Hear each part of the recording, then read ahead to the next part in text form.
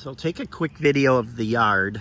After the hurricane, everything was gone, and we came in and put in this row of bushes. We knew there was a row of bushes here, so we bought all these and had these put in. Well, just after we put those in, about 6 months later, these started growing up out of the ground, and now, shoot, look at how gigantic those are already. So now it's more difficult to see the road, which is good. But we certainly didn't need 2 rows of bushes in there. The palm trees, I planted them all along the edge, so I've got a ton of them here. 1, 2, 3, 4, 5, 6, 7, 8, 9, 10, 11, 12, 13, 14, 15, 16. I've got 17 of them just in that line here they're looking good with the rainy season. They were looking way yellow. They're still a little yellow, but more greener. And then here's the mango tree, and the mango looks like that's had a nice rainy season. That's doing well. And then this is the rubber tree.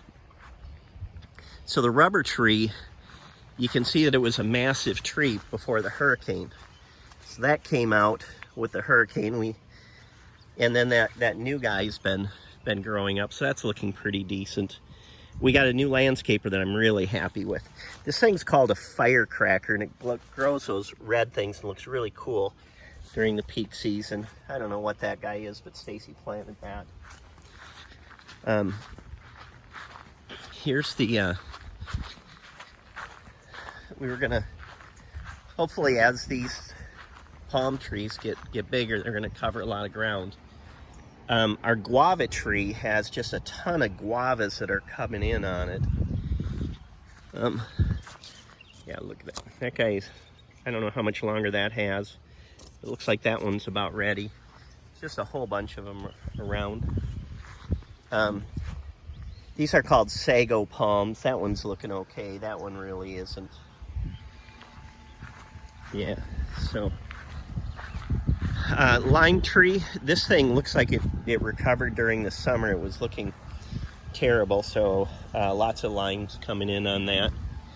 Then, a whole nother row of trees.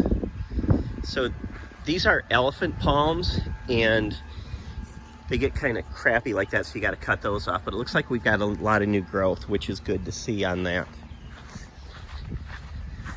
We got to cut that tree back a little bit, get rid of those lower branches.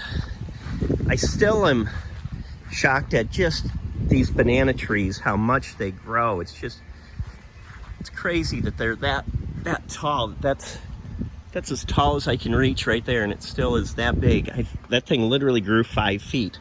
So if you look at the base of the tree here, we've got, the main tree, and then 1, 2, 3, 4, 5, 6 pups just on that one tree. They're called banana pups. And here's 2 there. Well, every time a new one grows up, you can transplant it. When we were at the Dole Banana Plantation in Costa Rica, they said as soon as there was a banana harvest, they cut down the tree. So they cut down this big tree, and then these grow up right in its place. I don't know why they do that, but I think that as the bananas start to grow, it should be a heck of a crop of bananas. We didn't mean to plant this many banana trees, but this is our calamundan tree that died, which is unfortunate. So we're going to replace that. I think we're going to put in an orange tree here. I don't know how that's going to grow. We're not having amazing luck with citrus. So there's another banana tree that was transplanted. These are some type of flowers that the iguanas are not supposed to eat. I don't know if that's the case. Either crabs or crabs or iguanas are eating those. So this is a bird of paradise, and it was just a tiny little thing. And in fact, it got ran over by the lawnmower before we had this rock here. The top was shaved off, so this is going to make some really cool flowers here eventually. We've got that barrier that's plenty thick that's came in, so that's good to see. And those banana trees. I just planted these when I was here last time. And they were probably, I don't know, that tall. You know, now you can see how much they've grown, and that's true with all of those down here. So I think I have just plenty of plants that are coming in. This guy that's not doing good. This is a 3-in-1 citrus tree, and I don't know if I'm over fertilizing or not fertilizing, but it's got 3 somethings coming in that don't look great. So I hope that guy survives. This is a lime bush. That thing, I think that's the one that made it through the hurricane and just looked awful. So it's actually taken a couple of years to recover, which is looking good. I just put that guy in last time I was here, so it's grown up, you know, I don't know what's that, about 18 inches, 2 feet from a couple of weeks ago. So, and then this became a real nice barrier. That palm tree is looking just great. That I planted from a nut too.